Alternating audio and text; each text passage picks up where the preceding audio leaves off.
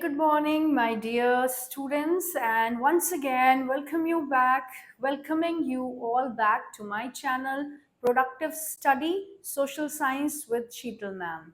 Today, we are going to begin with yet another very interesting topic based on, I think, a lot of moral values to be carried from this chapter, because it is not only a topic that needs to be discussed from your examination point of view, but in general also because it relates to one of the major problem that we are going to face, or we are actually facing, right? Water scarcity.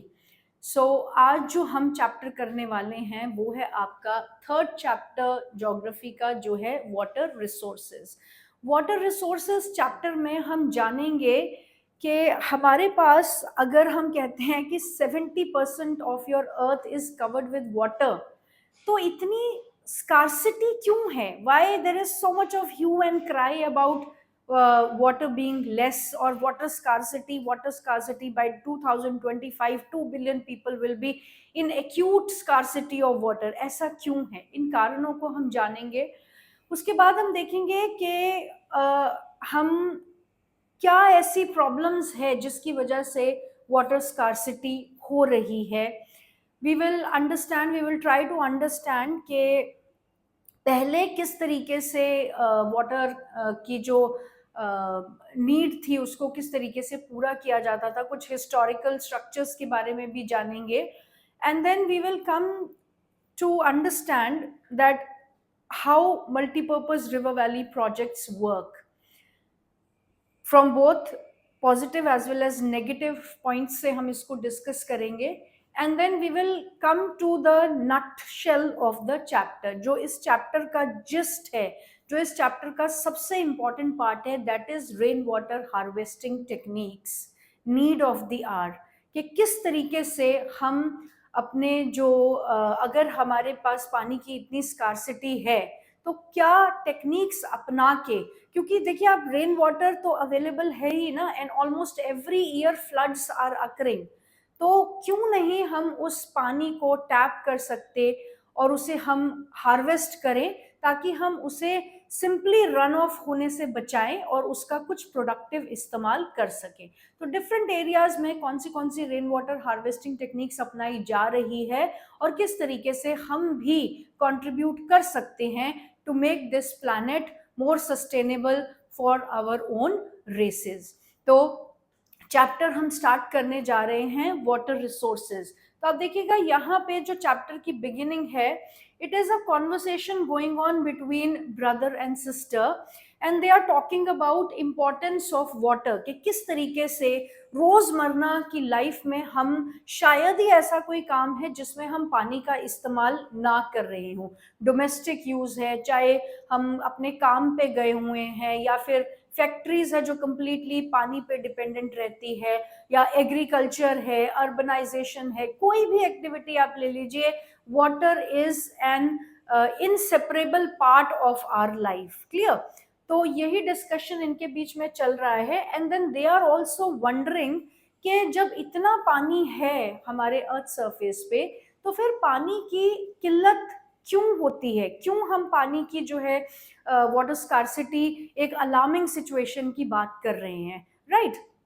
So very obvious सी बात है कि जब भी हमारे दिमाग में water scarcity की बात आती है, तो हम कुछ नेचुरल फीचर्स जैसे कि स्कार्सिटी ऑफ रेनफॉल या फिर क्लाइमेटिक जो फैक्टर्स है उनको रिस्पॉन्सिबल ठहराने की कोशिश करते हैं कि वाटर स्कार्सिटी जो है उस वजह से आता है। और वाटर स्कार्सिटी का हम जैसे ही नाम लेते हैं तो हमारे दिमाग में सबसे पहले राजस्थान आ जाता है। जैसे पूरे इंडिया में जैसे सिर्फ राजस्थान ही एक एरिया है जहाँ पे पानी की कमी है। No doubt, natural factor because of the location of Rajasthan and the climatic जो भी वहाँ पे वेदर कंडीशंस रहती है, नॉट क्लाइमेटिक, वेदर कंडीशंस जो भी वहाँ पे रहती है, या नेचुरल फिनोमिनास जितनी बारिश वहाँ पर देते हैं, वो वहाँ अनडाउटेडली वाटर स्कार्सिटी है। लेकिन Rajasthan is not the only state that is under severe scarcity of water। और आप देखिएगा कि अगर सिर्फ राजस्थान की दिक्कत होती तो शायद बाकी के पूरे देश से पानी राजस्थान पहुंचा के वो प्रॉब्लम हम कब की सॉल्व कर चुके होते। लेकिन ये प्रॉब्लम एक्चुअली बहुत ग्रेव है और बहुत बड़ी दिक्कत है। हमारे आने वाले टाइम पर एक बहुत जो है अलार्मिंग रेट से इस प्रॉब्लम को का साया जो है वो दिख रहा है। तो we all need to be conscious about it कि हमें इस प्रॉब्लम का कोई ना कोई सोल्यूशन जो है वो निकालना पड़ेगा। It is not only the climatic factor जो स्कार्सिटी की बात करता है, बहुत सारे ऐसे फैक्टर्स हैं जिसके लिए ह्यूमन बीइंग्स रिस्पॉन्सिबल है कि वाटर स्कार्सिटी क्यों हो रही है। क्लियर? तो वैसे ही I'm just explaining you and then we'll go back to the usual method of PPTs, right? So from the entire globe आप देखिए 70% of the earth surface is covered with water and 30% yes, and 30% is the land surface. उस 70% को अगर आप 100 में convert कर देते हो, 100% में कन्वर्ट कर देते हो, तो 97% जो है वो वाटर आपके ओशंस में कंटेन्ड है। 97% वाटर आपके जो ओशन वाटर है वो आपका 97% वाटर है। तो स्कार्सिटी का जो मेन कारण है वो यही है कि 90% जो वाटर है वो हम it is not fit for human consumption, वो इंसानों के इस्तेमाल करने के लिए नहीं है।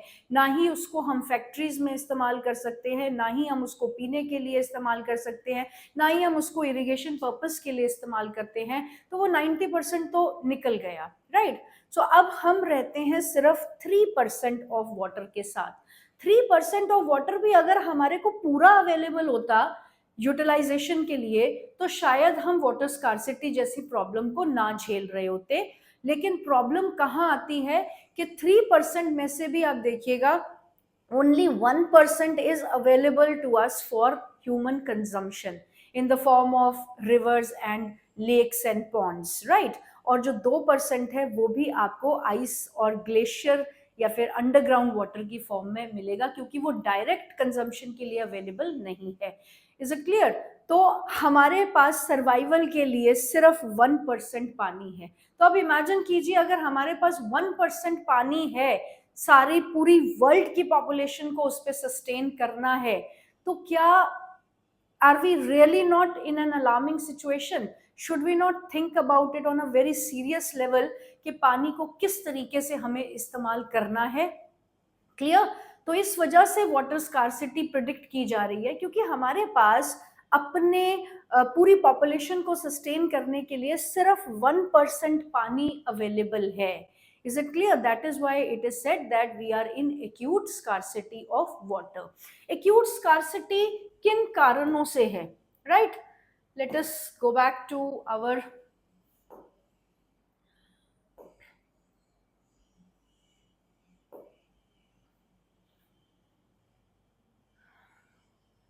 water resources we are going to do today. And then here is the distribution of the water. Here is the distribution of your water. Let us see this. क्या कहता है आपका distribution कितना है? The distribution of land and water on the earth in percentage is water covers approximately 70.8% of the area, while land covers 29.2%. So we can say 70 and 30, that makes 100 altogether. And the water distribution on the earth's surface is highly unequal. Only 3% of the water on the surface is clean.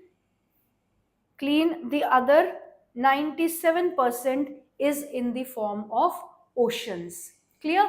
और अगर आप इस 3% में से भी देखते हैं तो इस 3% का ये डिवीजन है। आप देखिए ओशन 97% आपका ओशन कवर कर रहे हैं, और ये जो 3% है पोलर आइस की फॉर्म में, ग्लेशियर्स की फॉर्म में आपका 2% पानी है, और 1% पानी जो हमें मिल रहा है that is river, lakes and ground water से हमारे पास जो आ रहा है that is only 1% of water. So the entire population is surviving on this, not only of our country, entire world सिर्फ इस 1% ऑफ वाटर के ऊपर डिपेंडेंट है. तो ऑब्वियस सी बात है कि स्कार्सिटी है. हम सिंपली इन कारणों को रिस्पॉन्सिबल नहीं ठहरा सकते वाटर स्कार्सिटी के लिए, कि क्योंकि वहाँ की क्लाइमेटिक कंडीशन ऐसी है, वहाँ बारिशें पहुँचती नहीं है, इसलिए वहाँ पे पानी की कमी है। सो हमें रिस्पॉन्सिबिलिटी लेनी पड़ेगी कि ह्यूमन बींग्स की कुछ एक ऐसी एक्टिविटीज है जिसकी वजह से सवियर वाटर स्कार्सिटी जो है वी आर ऑलरेडी फेसिंग। हम डजंट मीन कि अगर हमें पानी की प्रॉब्लम नहीं हो रही है तो दुनिया या हमारी कंट्री के दूसरे पार्ट्स में भी नहीं हो रही है। There are people who are really struggling with the availability of the water, right? तो अभी हम इसके reasons जो हैं, आपका 5 मार्क्स का क्वेश्चन आता है। सबसे पहला आपका क्वेश्चन रहेगा 3 मार्क्स में, जो आप ये distribution of water, you can use this diagram to represent the distribution of water. Geography में हमेशा अपने आंसर्स को एडिशनल मैप्स और डायग्राम से सप्लीमेंट करना चाहिए। आपको आपका जो मतलब वेटेज है मार्क्स की वो बढ़ जाती है, आपको ज्यादा मार्क्स मिलने के चांसेस रहते हैं। So you can represent your scarcity या अवेलेबिलिटी ऑफ वाटर, वाटर की डिस्ट्रीब्यूशन जो है आप इस डायग्राम के इसके साथ रिप्रेजेंट कर सकते हैं। This is your 3 marks question. इसके ऊपर 3 मार्क्स क्वेश्चन जो है वो आपसे पूछे जा सकते हैं, राइट? सेकेंड इज योर, जो आपका सेकेंड क्वेश्चन आएगा वो ये है आपका, give reasons that why there is scarcity of water, or why is it being predicted that by 2025 we will have to face acute scarcity of water. Give reason. तो 5 number के question में आपने 5 reasons देने हैं। Additionally बहुत ऐसे reasons हैं जो आप दे सकते हो जो आपको इजीली लर्न रहे, तो 5 के बजाय आप 6 से 7 हमेशा अपने साथ प्रैक्टिस उनकी किया कीजिए, right? So let us see what are the reasons. Over exploitation, excessive use and unequal access of water among different social groups.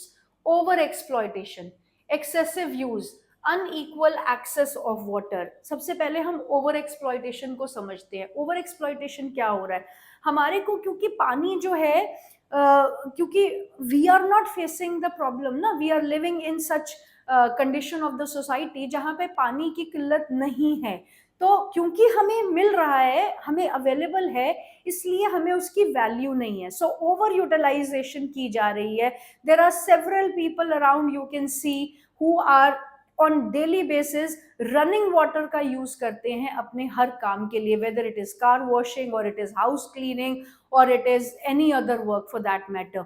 Irrigation में भी आप देखिए कितना पानी है जो वेस्ट हो जाता है। तो जो आपके पास पानी पहुंच रहा है हम उसे यूटिलाइज नहीं कर रहे, हम उसे ओवर यूटिलाइज कर रहे हैं। सिंपल इस रीजन की वजह से कि हम उन लोगों में से नहीं है जिनके पास पानी की कमी है। तो जिनके पास पानी की कमी है उनके पॉइंट ऑफ व्यू से जरा सोच के देखें कि ओवर यूटिलाइजेशन अपने आप में कितनी गलत बात है। Clear? Next is excessive use. Excessive use, over utilization is one and the same thing. कि एग्रीकल्चर में भी आप देखिएगा, इरिगेशन की रेफरेंस में I told you in first chapter also that very little percentage of water, बहुत ही कम percentage पानी की जो हम इरिगेशन के लिए फील्ड में छोड़ते हैं, बहुत कम परसेंटेज पानी है जो फील्ड्स उनको यूज करती है, जो क्रॉप्स यूज करती है। बाकी का पानी तो या तो लैंड डिग्रेडेशन की प्रॉब्लम दे रहा है जिसमें आपकी वाटर लॉगिंग हो रही है, या फिर वो पानी इवेपोरेट होके वापस एटमॉस्फेयर में चला जाता है। क्लियर? सो इस तरीके से हम एक्सेसिवली यूज कर रहे हैं पानी का। Then not only irrigation, agriculture sector, industries में आप देखिए पानी की जरूरत से कहीं ज्यादा पानी जो है वो इस्तेमाल किया जा रहा है। तो ये सारा ही आपका, चाहे अर्बन एरिया है, डोमेस्टिक यूज की बात कर लीजिए आप, चाहे एग्रीकल्चर सेक्टर की बात कर लीजिए, चाहे आप इंडस्ट्रीज की बात कर लीजिए, पानी को जो है जरूरत से ज्यादा यूज किया जाता है। रनिंग टैप, आप जब घरों में डिफरेंट एक्टिविटीज हम करते हैं पानी के यूज के साथ, running taps are going on, तो पानी एक्सेसिवली यूज हो रहा है। And then unequal access to the water among different social group. Now आपका जो सिटी का या इवन रूरल एरियाज में भी आप देखिएगा हर जगह इक्वल एक्सेसिबिलिटी पानी की नहीं होती है। और सिटी में अगर हम अर्बन एरियाज की बात करें तो डिफरेंट सोशल ग्रुप्स जो हैं, जो सोसाइटी के डिफरेंट स्ट्रेटाज हैं, वो अपनी अपनी फाइनेंशियल अफोर्डेबिलिटी या अपने अपने फैमिली स्टेटस के हिसाब से डिफरेंट एरियाज में वो लोग रहते हैं। तो जाहिर सी बात है कि कुछ एरियाज ऐसे हैं जहां पे regular supply of water ensure की जाती है और कुछ एरियाज ऐसे हैं जहां पर पानी की किल्लत से रोज डेली रूटीन बेसिस पे लोग जो हैं पानी की किल्लत झेलते हैं। तो ये जो unaccessibility, unequal accessibility of water है, this is the first problem and first reason for shortage of the water. Second point पे आप देखेंगे इंटेंसिव इंडस्ट्रियलाइजेशन, बहुत लार्ज स्केल इंडस्ट्रियलाइजेशन होनी थी, that was to happen because industrialization जो है आपकी कंट्री का डेवलपमेंट का इंडेक्स होता है। इंडस्ट्रीज जितनी है आपकी कंट्री में उससे आपकी डेवलपमेंट का अंदाजा लगाया जा सकता है। तो this is something that we can not overlook के इंडस्ट्रियलाइजेशन ना हो, डेवलपमेंट होनी है, इंडस्ट्रियलाइजेशन होगी। तो इंटेंसिव इंडस्ट्रियलाइजेशन जब हो रही है तो बहुत सी ऐसी इंडस्ट्रीज है जो लार्जली डिपेंडेंट होती है पानी के ऊपर, जिनको लार्ज स्केल पानी की सप्लाई जो है सारा दिन इंडस्ट्री में काम करने के लिए चाहिए होती है। मशीन्स एक बार गर्म हो जाती है, उन्हें कूल करने के लिए पानी का यूज करते हैं। कुछ एक रॉ मटेरियल्स ऐसे होते हैं जिनकी प्रोसेसिंग में बहुत सारा पानी लगता है, उसके बाद उसको हम मशीन्स में कन्वर्जन के लिए यूटिलाइज करते हैं। तो lot of water is utilized, not small scale, large scale water is required for the industrial purpose. तो जो पानी अवेलेबल है उसको हमें डाइवर्ट करना पड़ता है इंडस्ट्रियल यूज के लिए, इस वजह से भी वाटर स्कार्सिटी जो है वो फील होती है। थर्ड पॉइंट है आपका इंक्रीजिंग अर्बनाइजेशन। अब पॉपुलेशन तो ग्रो कर ही रही है ना, एंड एवरी पॉपुलेशन जो भी every person in the population need water, पानी तो सभी को चाहिए। और जिस हिसाब से अर्बनाइजेशन हो रही है, अर्बनाइजेशन का मतलब ही क्या है, better facilities as compare to the rural areas, right. Migrate क्यों करते हैं एक जगह से दूसरी जगह पे लोग, क्योंकि वहां पे बेटर फैसिलिटी है और पानी तो एक बेसिक एमिनिटी में आता है। तो सारे ही लोगों को इररिस्पेक्टिव ऑफ द फैक्ट, चाहे वो अर्बन एरिया में रह रहे हैं चाहे वो रूरल एरिया में रह रहे हैं, पानी अवेलेबल करवाना सबके लिए जरूरी है। और जिस हिसाब से अर्बनाइज्ड सेंटर बढ़ रहे हैं उस हिसाब से पानी जो है वो स्कार्स होता जा रहा है, क्योंकि पानी अर्बनाइज्ड सेंटर्स में डाइवर्ट कर दिया जाता है। Then third is increasing demand from agriculture sector. अभी हमने recently chapter किया था ना, नहीं, we will be doing that chapter, sorry we didn't do it, that was something else. हम एग्रीकल्चर चैप्टर पढ़ेंगे। तो एग्रीकल्चर चैप्टर में हम देखेंगे कि इरिगेशन जो है हमारे एग्रीकल्चर की डेवलपमेंट में, लैक ऑफ इरिगेशन जो है वो कहीं ना कहीं एक मेजर स्टम्बलिंग ब्लॉक है, ऑब्स्टेकल है, रुकावट है, वो हमारे एग्रीकल्चर को डेवलप नहीं होने देता अगर प्रॉपर इरिगेशन फैसिलिटीज नहीं है। तो एग्रीकल्चर सेक्टर का ग्रो करना तो बहुत इंपॉर्टेंट है। आपकी पूरी जो पॉपुलेशन है वो 60% पॉपुलेशन आपकी ऑक्यूपेशन के लिए एग्रीकल्चर पे डिपेंड करती है, और इंडिया की पूरी पॉपुलेशन जो है अपनी फूड सप्लाई के लिए एग्रीकल्चर पे डिपेंड करती है। तो एग्रीकल्चर सेक्टर के से भी बहुत बड़ी डिमांड आती है पानी की, जिसको पूरा करना बहुत जरूरी भी है।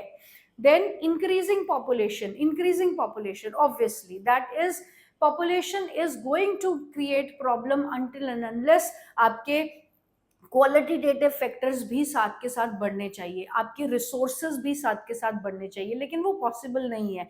क्योंकि जब आप सीनियर क्लासेस में जाओगे ना तो आप एक अर्थमेटिक प्रोग्रेशन और ज्योमेट्रिक प्रोग्रेशन पढ़ोगे, मेल्थुजियन थ्योरी के बारे में पढ़ोगे कि रिसोर्सेज किस हिसाब से बढ़ते हैं और पॉपुलेशन किस हिसाब से बढ़ती है। क्लियर? तो आपकी पॉपुलेशन का जो रेट ऑफ ग्रोथ है वो बहुत ज्यादा है, उनके हिसाब से आपके रिसोर्सेज नहीं बढ़ते हैं। तो पॉपुलेशन की इंक्रीजिंग लेवल्स ऑफ पॉपुलेशन और पॉपुलेशन से पानी की बढ़ती डिमांड, अब ऑब्वियस सी बात है ना, बेसिक एमिनिटी है। सेफ ड्रिंकिंग वाटर तो हमारा राइट है just by the virtue of being born as a human being, क्योंकि हम इंसान पैदा हुए हैं तो पानी, साफ पानी तो हमें मिलना ही चाहिए। तो increasing population is one of the another reason. And then increased pollution levels, ये जो प्रॉब्लम है ये सोचने लायक प्रॉब्लम है। Is it clear?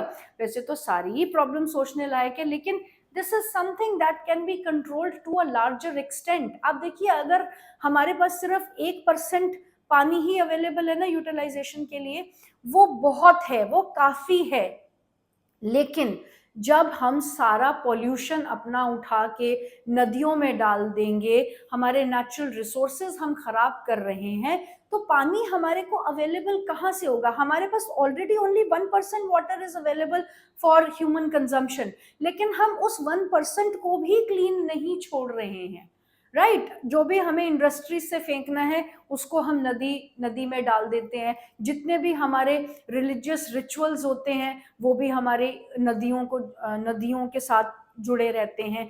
जितना भी हम गंदगी डंप करते हैं वो हम नदी में डाल देते हैं। And I told you in first chapter, मैंने आपको बताया भी था कि रिवर जब फ्लो करती है उसकी एक सेल्फ क्लेंजिंग कैपेसिटी होती है। 14 किलोमीटर्स तक जब वो बहती चली जाएगी तो वो अपने आप को साफ कर देगी, बिकॉज वो अपने कचरे को जो है बैंक्स पे फेंक देती है। क्लियर? लेकिन ये कैपेसिटी एक लेवल तक चलती है, उसके बाद आप देखिएगा कि जब हमारा पॉल्यूशन गिराने का तो रेट बहुत ज्यादा है ना, तो नेचुरल प्रोसीजर तो अपने पेस पर चलते हैं। तो नदी जो है, हम नदी जो हमारा जितने भी फ्रेश वाटर के सोर्सेज है, लेक्स है, पॉन्ड्स है, उनको हम गंदा कर रहे हैं। आप देखिए टूरिज्म पॉइंट ऑफ व्यू से कभी हम लोग कोई लेक्स देखने के लिए जाते हैं, वहां बोटिंग करते हैं, तो आपने देखा है कि किस तरीके से लोग जो कुछ भी खाते हैं, प्लास्टिक की बॉटल, चिप्स के पैकेट्स एंड ऑल एवरीथिंग, वो वहीं पे डंप कर देते हैं, राइट। सो हमारे पास जो 1% वाटर भी है वो भी सफिशिएंट है हमारी हमारी जरूरतों के लिए, लेकिन जिस हिसाब से हम उसे यूज कर रहे हैं that is not the right manner, इसलिए हमारे को वाटर स्कार्सिटी हो रही है। तो 5 मार्क्स के पॉइंट ऑफ व्यू से आप ये 5 पॉइंट्स लिखेंगे अपनी वाटर स्कार्सिटी में: access over exploitation, excessive use and unequal access to water, intensive industrialization, increasing urbanization, increasing demand for agriculture sector, increasing population and increased levels of pollution। ये आपका 5 number का question जो है यहाँ पर सॉल्व हो जाता है। उसके बाद आप देखिएगा, let us go back to the chapter once, कि हमारा चैप्टर क्या कहता है। This we have completely taken up के जो प्रॉब्लम्स है, आप ये देखिए, कैन यू सी कि वी आर प्रिविलेज वन, कि हमें इस तरीके की सिचुएशन में नहीं रहना पड़ रहा है। तो अगर हम इस तरीके की सिचुएशन में नहीं है, at least we can be compassionate and sympathetic towards those जो इस तरीके की सिचुएशन में है। तो हमें सोचना पड़ेगा कि पानी को किस तरीके से इस्तेमाल करना है। Just look at these pictures over here, आपको क्लियर कट एक आइडिया हो जाएगा कि किस तरीके से लोगों को जो है पानी की दिक्कत डेली रूटीन में झेलनी पड़ती है, right. Then these are all the points which we have covered in 5 points, ये उसी में आ गया है। यहाँ पर एक इसके बारे में बात कर लेते हैं, अटल भूजल योजना। इस पे आपको शॉर्ट नोट आ सकता है, 3 मार्क्स में शॉर्ट नोट लिखिए और 1 मार्क के क्वेश्चंस हम इसमें से अभी डिस्कस करते हैं। अटल भूजल योजना, अटल जल, is being implemented in 8,222 water stressed gram panchayat of 229 administrative blocks, talukas in 80 districts of 7 states. मतलब कुछ एरिया को, कुछ स्टेट्स को, कुछ स्टेट्स के कुछ गांवों को, कुछ विलेजेस को, कुछ डिस्ट्रिक्ट्स को जो है आइडेंटिफाई किया गया है इस स्कीम के अंडर, और उनको एक्सट्रीमली वाटर स्ट्रेस्ड का नाम दिया गया है, का टाइटल दिया गया है, एक्सट्रीमली वाटर स्ट्रेस्ड, जहां पे पानी की बहुत ज्यादा किल्लत है, राइट। तो ये कौन सी स्टेट्स आप देखिए, Gujarat, Haryana, Karnataka, Madhya Pradesh, Maharashtra, Rajasthan and Uttar Pradesh. The selected states account for 37% of total number of water stressed, overexploited, critically and semi-critically blocks in India।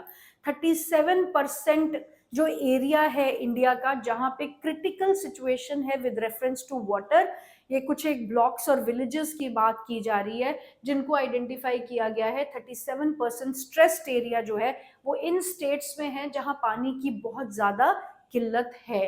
One of the key aspect of Atal Jal is to bring behavioral changes in the community from the prevailing attitude of consumption to conservation and smart water management। तो अटल जल योजना का जो एक सबसे अच्छा और सबसे बड़ा जो एम है वो ये है कि कम्युनिटी के माइंडसेट में चेंज लाने की कोशिश की जा रही है। बिकॉज आप देखिए, जो आपके रिसोर्सेज है, नो मैटर आप उनके बारे में कितना सोचे, आप उनके बारे में कंजर्वेशन की कितनी बात करें, जब तक उनको कंजर्व करने के efforts community as a whole, सारे लोग कम्युनिटी के मिलकर नहीं लेंगे, तब तक आपका कोई रिजल्ट नहीं आएगा। तो अटल जल योजना का जो सबसे बड़ा एम है वो यही है कि कम्युनिटी की परसेप्शन, कम्युनिटी के माइंडसेट को चेंज किया जाए कि पानी को किस तरीके से इस्तेमाल करना चाहिए। क्योंकि very often we have seen people being completely ignorant about the water resources।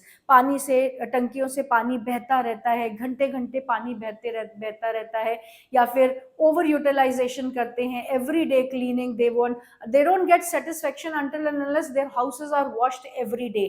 car needs to be washed with the connected supply of water with the pipe। तो इस तरीके से जब हम पानी को इस्तेमाल कर रहे हैं तो जाहिर सी बात है कि लोगों के एटीट्यूड को चेंज करना बहुत जरूरी है, right. Then next is that how this problem was to be focused, right? Let us see if we are missing something from here. You may have already realized that the need of the hour is to conserve and manage water resources, to safeguard ourselves from the health hazard, to ensure food security, continuation of our livelihood and productive activities, and also to prevent degradation from our natural ecosystem. Overexploitation, mismanagement of water will impoverish this resource and cause ecological crisis that may have profound impact on our lives। Clear? तो जाहिर सी बात है कि हमें conservation की तरफ जाना पड़ेगा। अभी आप ये देखिए, यहाँ पे एक नया कॉन्सेप्ट आया है, multipurpose river valley projects and integrated water resource management. अभी आप देखिएगा कि जिस तरीके से आफ्टर इंडिपेंडेंस जो है एग्रीकल्चर को लेके बड़े स्ट्रॉन्ग स्टेप्स लिए गए कि किस तरीके से एग्रीकल्चर को प्रमोट किया जाए, एजुकेशन को लेके, हेल्थ सेक्टर को लेके, उसी तरीके से डेवलपमेंट को लेकर भी जो है आफ्टर 1947 जो हमारे प्लानिंग कमीशन था, डेवलपमेंट ऑफ इंडिया भी प्लानिंग कमीशन के फोकस में रहता था। क्योंकि जाहिर सी बात है, न्यूली इंडिपेंडेंट कंट्री थी तो डेवलपमेंट प्लान्स तो फोकस में रहेंगे, राइट। तो जवाहरलाल नेहरू की जो सोच थी, उन्हें ये लगता था कि इंडिपेंडेंटली अगर हम सिर्फ एग्रीकल्चर को ग्रो करेंगे तो भी हमारी कंप्लीट डेवलपमेंट नहीं होगी, और अगर हम सिर्फ इंडस्ट्रीज पे फोकस करेंगे तो भी हमारी कंप्लीट डेवलपमेंट नहीं होगी।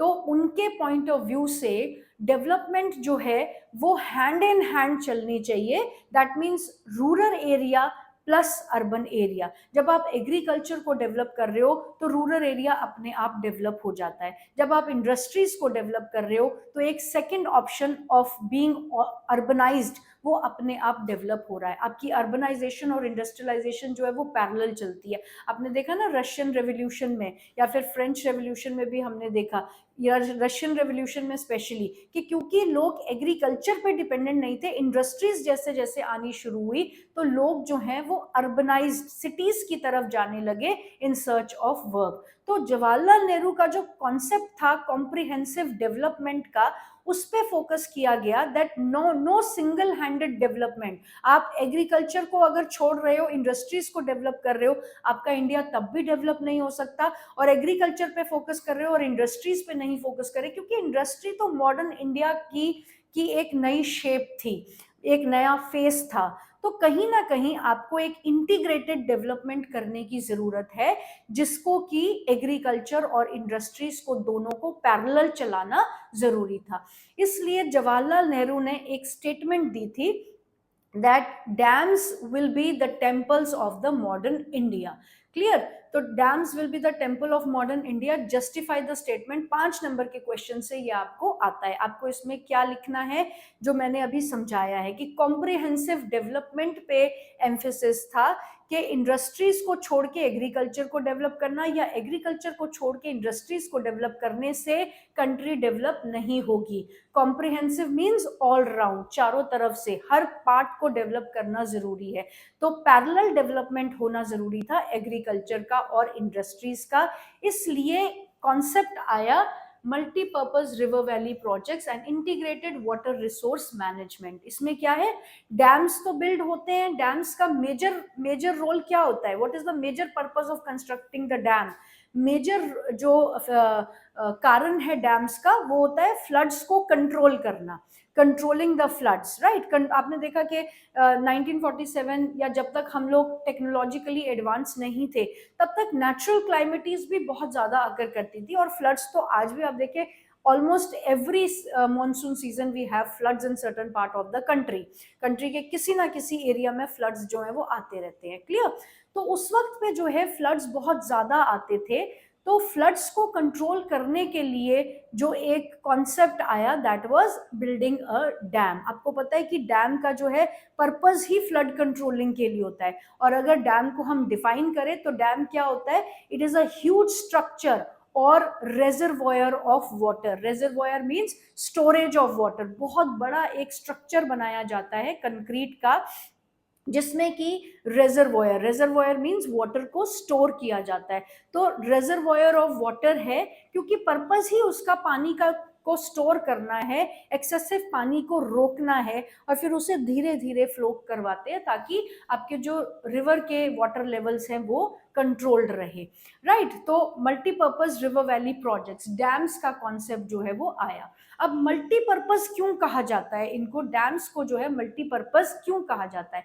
मल्टीपर्पज डैम्स को इसलिए कहा जाता है because they are serving different purposes. Multipurpose means different purposes, they are serving different purposes, right. So यहाँ पे आपको एक क्वेश्चन और पूछा जाता है that why dams are called multipurpose river valley project, और व्हाई डैम्स, और explain the concept of multipurpose river valley projects. तो मल्टीपर्पज रिवर वैली प्रोजेक्ट्स जब आपसे पूछा जा रहा है कि क्यों कहा जाता है इनको, तो वो इसलिए कहा जाता है क्योंकि ये हमारा डैम जब बन गया तो डैम सिर्फ पानी ही नहीं स्टोर कर रहा है और बहुत सारे पर्पसेस को सॉल्व कर रहा है, इसलिए इसे मल्टीपर्पज रिवर वैली प्रोजेक्ट कहा जाता है। ओके, एक बार हम हाइड्रोलिक स्ट्रक्चर देख लेते हैं कि पहले जो है किस तरीके से पानी को जो है यूटिलाइज किया जाता था। ये देखिए, hydraulic structures in ancient India in the 1st century BC, Srivingampuram and near Allahabad had sophisticated water harvesting system challenging the flood water of the river Ganga. During the time of Chandragupta Maurya, dams, lakes and irrigation systems were extensively built. Evidences of sophisticated irrigation works have also been found in Kalinga, then Arjunakonda in Andhra Pradesh, Bennur in Karnataka, Kolhapur in Maharashtra, etc. And in the 11th century, Bhopal Lake, one of the largest artificial lake of its time, was built. In 14th century, tank and horse cars, Delhi was constructed by Iltutmish for supplying water to Siri Fort. So, क्या purpose है historical evidences को पढ़ने का, कि ऐसा नहीं है कि पानी की किल्लत जो है पहले नहीं होती थी, रादर आप देखिए कि technology was not all that developed at that point of time.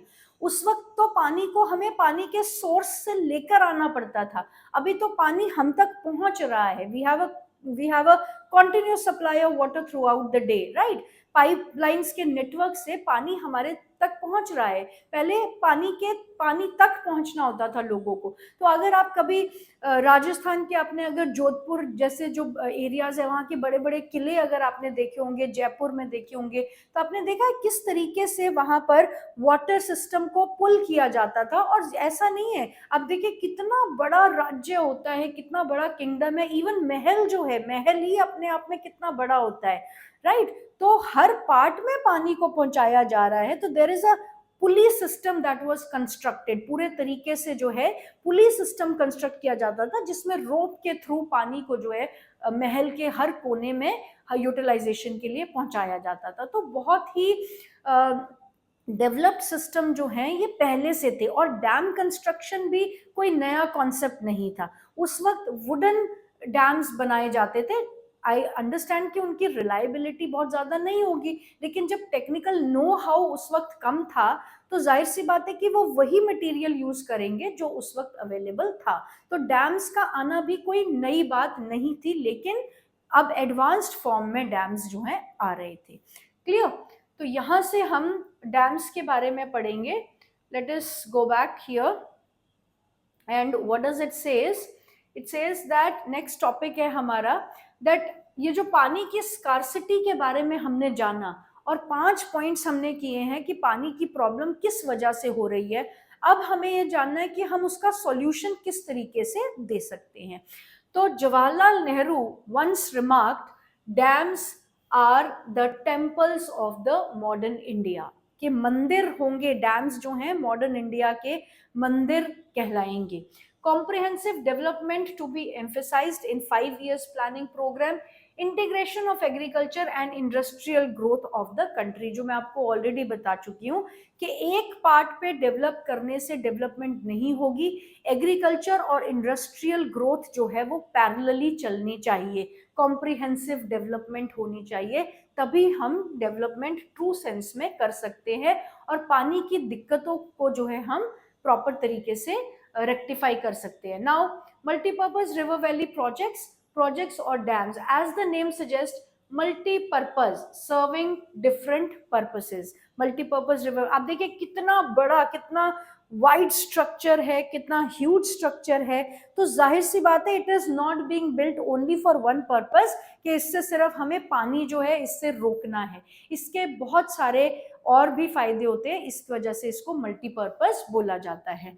To define dam, it is a mega structure. आपको डैम की अगर डेफिनेशन आ जाती है 1 या 2 मार्क्स में, तो it is a mega structure built with the main target of controlling flood. 1 mark question आ सकता है that what is the main purpose of building the dam. बाकी सारे मल्टीपर्पज कहते हैं लेकिन सारे पर्पज सेकेंडरी है, प्रायोरिटी जो फर्स्ट पर्पज है that is to control the floods. It is a reservoir of water, but it serves several purposes at the same time, hence called multi-purpose river valley project. So justify karo why dams are multi-purpose river valley project. Okay, justify करते हैं इसको हम आगे कि क्या है, अलग अलग पर्पसेस क्या है डैम के। आपको 5 मार्क्स का क्वेश्चन आता है, यहाँ पे आपको मोल्डेड फॉर्म में क्वेश्चन पूछा जा सकता है that why dam is called multipurpose, what are the different purposes being solved by dam, और simple advantages of dam. So first advantage आप देखेंगे, it helps in controlling the flood, flood को control करने में मदद करता है, क्योंकि हम जान चुके हैं कि सबसे पहला कारण ही डैम बनाने का है फ्लड कंट्रोल करना। आप देखिए दामोदर रिवर वैली में कितने फ्लड्स आते थे, लेकिन जब से वहां पे डैम बना है तो सॉरो ऑफ बंगाल जो है जॉय ऑफ बंगाल बन गया। Right, providing water for irrigation purpose, second purpose क्या है। अब मल्टीपर्पज क्यों कहते हैं वो समझना है हमने, पहला क्लियर है हमें कि फ्लड कंट्रोल किया जाता है।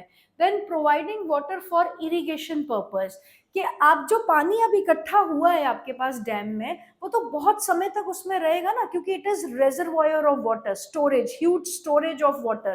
तो उस पानी को हम, पानी तो हमारे लिए कितना इंपॉर्टेंट है, तो उस पानी को हम अलग अलग तरीके से इस्तेमाल कर सकते हैं। और क्योंकि एग्रीकल्चर जो है हमारे लिए बहुत इंपॉर्टेंट है और एग्रीकल्चर सेक्टर बहुत बड़ा सेक्टर है, इरिगेशन की के लिए पानी की बहुत लार्ज स्केल डिमांड रहती है, तो जो डैम का पानी है उसको इरिगेशन पर्पस के लिए भी यूज किया जाता है। Clear. Second is water for industrial uses, जो डैम का पानी है, क्योंकि डेवलपमेंट तो ऑल राउंड डेवलपमेंट होगी तभी कंट्री डेवलप करेगी। अगर आप एग्रीकल्चर के लिए पानी को डाइवर्ट कर रहे हो तो इंडस्ट्रीज में भी पानी देना जरूरी है। इन इंडस्ट्रीज, जब इंडस्ट्रीज चलती है, मशीन्स चलती है, फैक्ट्रीज के अंदर मशीन चलती है, तो आप देखिए large scale of water is needed for different activities. जैसे आप देखिए प्रोसेसिंग है, जूट की ही अगर हम प्रोसेसिंग ले ले, एग्रीकल्चर चैप्टर में हम जूट के बारे में पढ़ेंगे ना, तो जूट जो है एक ऐसा फाइबर है, एक ऐसा मतलब रेशा है जो बहुत ही रफ होता है। तो जूट की प्रोसेसिंग में बहुत सारा पानी चाहिए होता है।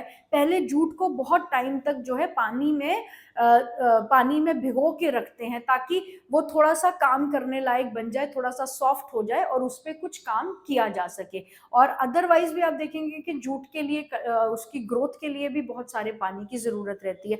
तो जूट की जो रिलेटेड फैक्ट्रीज है, इंडस्ट्रीज है, वहां पर बहुत सारा पानी जो है इस्तेमाल किया जाता है। केमिकल बेस्ड इंडस्ट्रीज है, वहां बहुत सारा पानी इस्तेमाल किया जाता है। आयरन एंड स्टील जैसी बड़ी बड़ी फैक्ट्रीज है, इंडस्ट्रीज है, वहां पर पानी की बहुत जरूरत होती है। मशीन को एज अ कूलेंट जो है पानी यूज करते हैं मशीन्स को ठंडा करने के लिए। तो इंडस्ट्रियल यूज में भी लार्ज स्केल पानी चाहिए होता है, तो वो पानी जो है हम डैम से डाइवर्ट करते हैं। Third is it generates employment. अब आप देखिए, डैम के रख रखाव के लिए हमें कुछ लोग तो चाहिए ना ऑल द टाइम, के डैम का जो है जो सिस्टम किस तरीके से चलता है, डैम की देखभाल, डैम की security, because it's a mega structure, और अगर कुछ डिवास्टेशन हो गई तो it can be hazardous for the country. Clear? तो डैम की जो है एम्प्लॉयमेंट जनरेट करता है। एक तो डैम की जब कंस्ट्रक्शन होती है, वो कंस्ट्रक्शन भी बड़े लंबे समय तक चलती है, तो डैम के कंस्ट्रक्शन में भी बहुत सारे लोगों को एम्प्लॉय किया जाता है, और उसके बाद डैम की मेंटेनेंस और डिफरेंट पर्पसेस के लिए भी डैम में बहुत सारे लोगों को काम दिया जाता है, ताकि डैम को जो है वो स्मूथली रन कर सके। Right? So it generates employment. Next is generating hydro electricity. Second important जो आपका फीचर आता है डैम से, वो हाइड्रो इलेक्ट्रिसिटी जनरेट करने में भी मदद करता है। नहीं तो आप देखिए पहले क्या होता था कि हाइड्रो इलेक्ट्रिसिटी सिर्फ उन्हीं स्टेट्स में जनरेट होती थी जहां पे जोग्राफिकल लोकेशंस फेवरेबल है, क्योंकि पानी जब एक सडन हाइट से गिरता है टर्बाइंस पे एंड टर्बाइंस मूव करती है, तब एक करंट जनरेट होता है जिसको आप through the grid system circulate करते हो सारे में, और उसे कहते हैं इलेक्ट्रिसिटी। तो इलेक्ट्रिसिटी जनरेट करने के लिए पानी का एक सडन हाइट से गिरना जो है जरूरी होता है। राइट? तो वो सडन हाइट जो है वो हमें हिली एरियाज में ही मिलती थी, लेकिन डैम्स के बिल्ड करने के बाद हम डैम्स से भी हाइड्रो इलेक्ट्रिसिटी जनरेट कर रहे हैं। Clear? Then it develops fisheries, क्योंकि पानी है तो मेरीन लाइफ तो होनी ही होनी है, तो फिशरीज को भी डैम्स जो है प्रमोट करते हैं। मच्छी पालन होता है डैम्स में, different varieties of fishes are breeded, and then fish का एक अलग बिजनेस जो है डैम्स के साथ चलता है। उसके बाद it promotes tourism of the area and inland navigation, tourism of the area. अब देखिए डैम है अपने आप में एक देखने लायक स्ट्रक्चर होता है, बहुत ही रिस्ट्रिक्टेड कंडीशन के अंदर जो है डैम को देखने के लिए अलाउ किया जाता है। अंडर सर्वेलेंस कैमराज अलाउ नहीं होते हैं, तो टूरिज्म पर्पज से भी डैम को जो है डेवलप किया जाता है। और आपने देखा होगा कि डैम का जो एरिया होता है उसके बाद जो है एक आर्टिफिशियल लेक भी क्रिएट हो जाती है जब पानी को छोड़ दिया जाता है, तो वो लेक जो है लोग बोटिंग पर्पस के लिए यूज करते हैं, तो इस तरीके से टूरिज्म भी प्रमोट होता है। Then inland navigation. Inland navigation means within the country, जब हम अपनी कंट्री के अंदर ही छोटी छोटी जगहों में पानी से ट्रेवल कर रहे हैं, रिवर्स का यूज करते हैं ट्रेवलिंग के लिए, या फिर बोटिंग सिस्टम जो डैम्स में करते हैं, वो आपका इनलैंड नेविगेशन में आ जाता है। Then last is it provides recreational facilities. It provides recreational facilities, ये आपका टूरिज्म के साथ ही आप इंक्लूड कर सकते हो। Recreational means that for amusement, people like to go and visit dams, देखने के लिए जाते हैं वहां पर, डिफरेंट एक्टिविटीज लाइक फिशिंग करते हैं, बोटिंग करते हैं, तो वो आपका रिक्रिएशनल एक्टिविटीज आ जाता है। तो ये आपका 5 मार्क्स का क्वेश्चन है, advantages of dam, why dam is called multi-purpose river valley project, what are the different purposes solved by dam। किसी भी तरीके से आपको ये क्वेश्चन जो है पूछा जा सकता है। आपने डैम के बारे में इनमें से कोई भी 5 पॉइंट्स जो आपको इजीली याद रह जाए वो आपने लिखने हैं। Is it clear? I hope ये आपको समझ में आ गया है कि मल्टीपर्पज रिवर वैली प्रोजेक्ट या डैम को मल्टीपर्पज क्यों कहा जाता है। Right? Next topic we have is critical analysis of dams. Critical analysis का मतलब है कि इसके कुछ ड्रॉबैक्स भी तो होते होंगे, तो ये क्वेश्चन आपको एज इट इज, ये भी आपको 5 मार्क्स में क्वेश्चन आता है। Either you will get it in writing, ऐसे लिखा आएगा कि critically analyse multipurpose river valley project, तो जहां पे क्रिटिकल वर्ड आ जाता है दैट मीन्स हमें उसके नेगेटिव फीचर्स के बारे में बोलना है या उसकी डिसएडवांटेजेस के बारे में बोलना है। तो या फिर आपको डायरेक्ट क्वेश्चन भी आता है, what are the different disadvantages of dam. Right? So critical analysis of dam में क्या रहेगा, आप देखिए, huge investment, population is displaced, Forest may be submerged, rivers are diverted, disturbance to the marine life causes flood itself, undue pressure on the earth, interstate water dispute, conservation concern. Right तो इनको हम एक एक करके लेते हैं. It requires huge investment. जाहिर सी बात है, आपने पिक्चर्स में अभी पीछे मैंने दिखाया था ना, डैम एक कितना बड़ा स्ट्रक्चर है. कोई छोटा सा स्ट्रक्चर तो है नहीं है कि बड़ी इजीली उसको हम कंस्ट्रक्ट करवा देंगे कि जहां हमारा मन किया हम वहां पर डैम डैम डैम बनाते जा रहे हैं. तो it is a huge structure and it requires huge investment. कभी कभी एक इंडिपेंडेंट स्टेट पूरी इन्वेस्टमेंट देती है, लेकिन अगर प्रोजेक्ट बहुत ज्यादा बड़ा है और डैम अगर 2 या 2 से 3 या फिर मल्टीपल स्टेट्स को बेनिफिट कर रहा है तो शेयरिंग बेसिस पे भी इन्वेस्टमेंट जो है वो ली जाती है. लेकिन इवन देन शेयरिंग बेसिस पे भी अगर ली जा रही है तो it requires huge investment. Right. Next is population is displaced. अब ये फैक्टर बहुत इंपॉर्टेंट है. अब देखिए, डैम जो है हम अपनी मर्जी से नहीं बना सकते कि पूरी रिवर पे हमने कहीं पर भी डैम बना दिया है.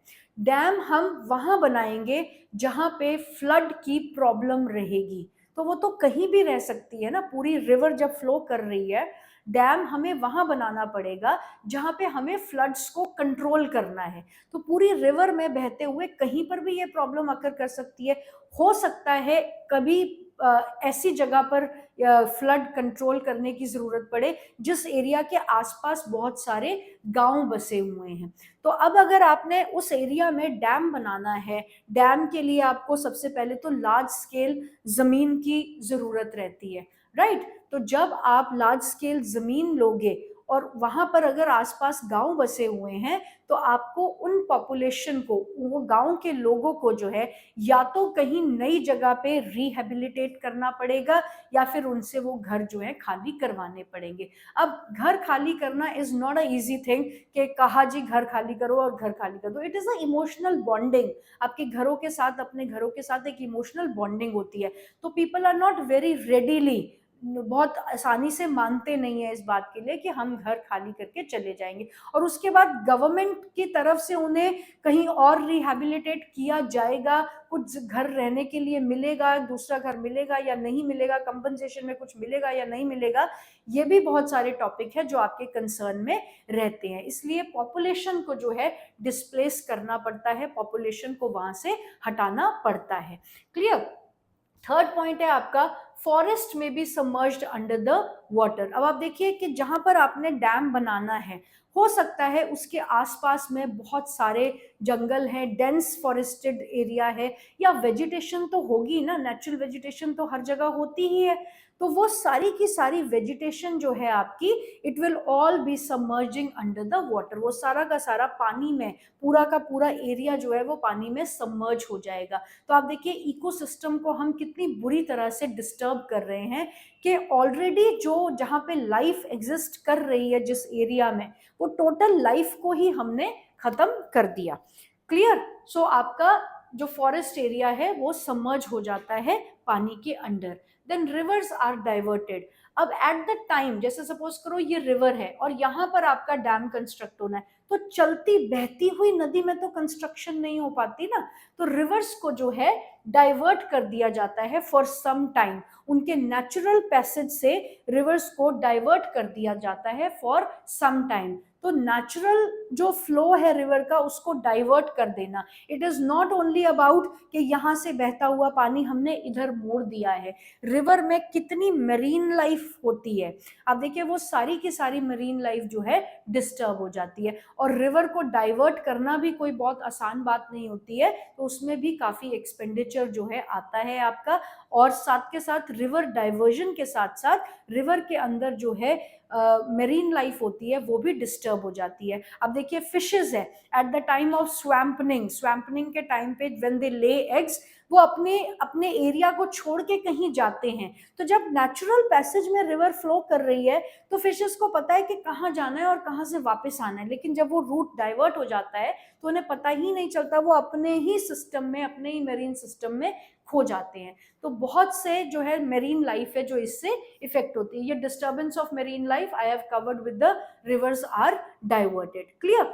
उसके बाद अब ये some time causes of flood itself, कभी कभी आप देखिए डैम की वजह से ही फ्लड आ जाती है, राइट। अगर पानी बहुत ज्यादा है जो डैम में स्टोर्ड है और बहुत भारी बारिश हो रही है तो क्या होगा, डैम अगर फट गया तो हेवी डिस्ट्रक्शन डिवास्टेशन अकर करती है कई बार।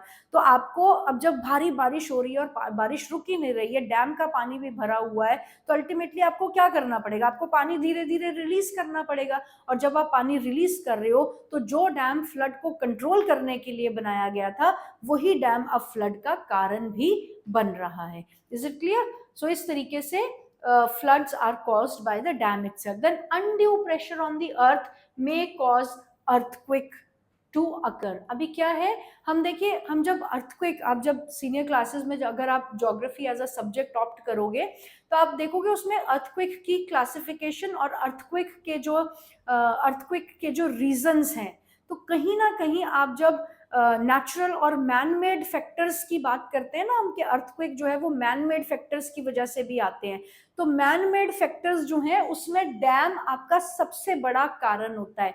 अब डैम जो है वो इतना मेगा स्ट्रक्चर है, एक्चुअली तो वो अर्थ सरफेस पे नहीं था ना, ये बोझ तो जो है धरती पर वो हमने डाला है, तो उसकी वजह से, इतने बोझ की वजह से जो रॉक्स का स्ट्रक्चर है, जो रॉक्स की मॉर्फोलॉजी है वो हिल जाती है, रॉक्स का स्ट्रक्चर जो है वो डिस्टर्ब हो जाता है और उसके कारण जो है अर्थक्वेक अकर कर सकते हैं।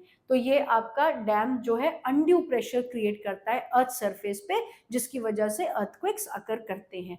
And then interstate water dispute, interstate water dispute का आपका एक एग्जांपल बुक में भी दिया हुआ है। अब देखिए महाराष्ट्र का जो कोयान डैम है, कोयना डैम है सॉरी, रिवर कृष्णा पे, महाराष्ट्र जो है क्योंकि उसकी location as compare to Karnataka and Andhra Pradesh थोड़ा सा ऊपर है और वहां से होकर वो डैम का पानी आता है, तो महाराष्ट्र ज्यादा पानी अपनी तरफ डाइवर्ट कर लेता है और कर्नाटका और आंध्र प्रदेश को कम पानी मिलता है। तो इंटरस्टेट डिस्प्यूट्स जो हैं वो इस तरीके से चलते रहते हैं। और ना सिर्फ इंटरस्टेट डिस्प्यूट, इंटरनेशनल डिस्प्यूट्स भी हो जाते हैं। जैसे हमारा पहले इंडिया और पाकिस्तान का था ना, इंडस वाटर ट्रीटी के तहत अब उस डिस्प्यूट को जो है सेटल किया गया है, राइट। तो इस तरीके के डिस्प्यूट्स जो हैं वो होते रहते हैं डैम्स की वजह से। एंड देन कंजर्वेशन कंसर्न के लार्ज स्केल पानी के अंडर जब फॉरेस्ट सबमर्ज हो रहे हैं या large scale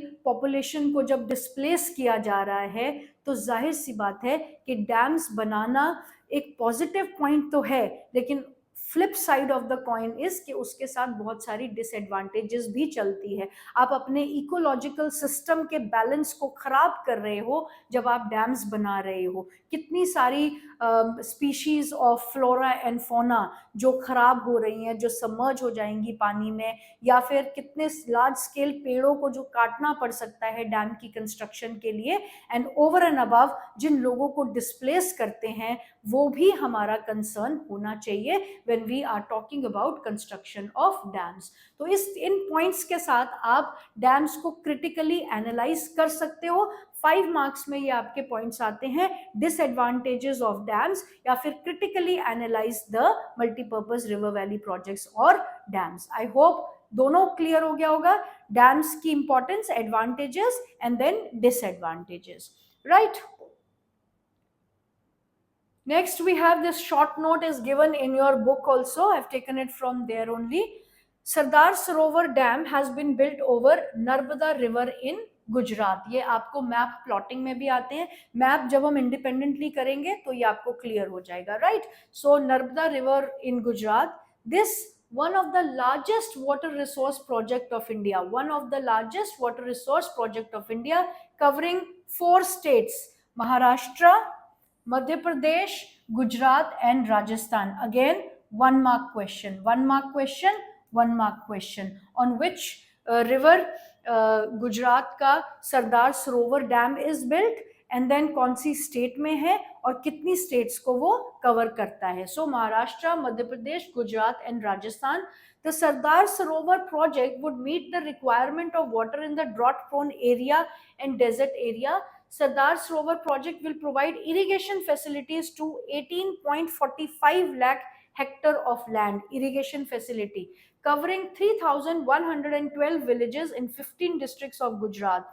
It will also irrigate 2,46,000 hectares land of in the strategic desert districts of Barmer and Jalore in Rajasthan, and 37,500 hectares in the tribal hilly tract of Maharashtra through lift. Through lift means जो आपके pulley and उसका system आप पढ़ते हो ना, तो वो मतलब लिफ्ट मीन्स पानी को लिफ्ट करवाया जाएगा, तो महाराष्ट्र को भी इससे फायदा मिलेगा. About 75% of the command area in Gujarat is drought prone, while the entire command in Rajasthan is drought prone. Assured water supply will soon make this area drought prone. So ये जो आपका सरदार सरोवर डैम है, ये भी आप देखिए किस तरीके से डिफरेंट डिफरेंट पर्पसेस सर्व कर रहा है चार अलग स्टेट्स के. तो नो डाउट डैम्स जो हैं they are really the temples of the modern India, लेकिन नेगेटिव एस्पेक्ट्स को भी इग्नोर नहीं किया जा सकता.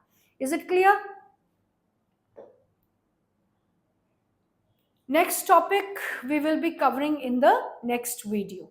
Thank you so much. Till then, take care.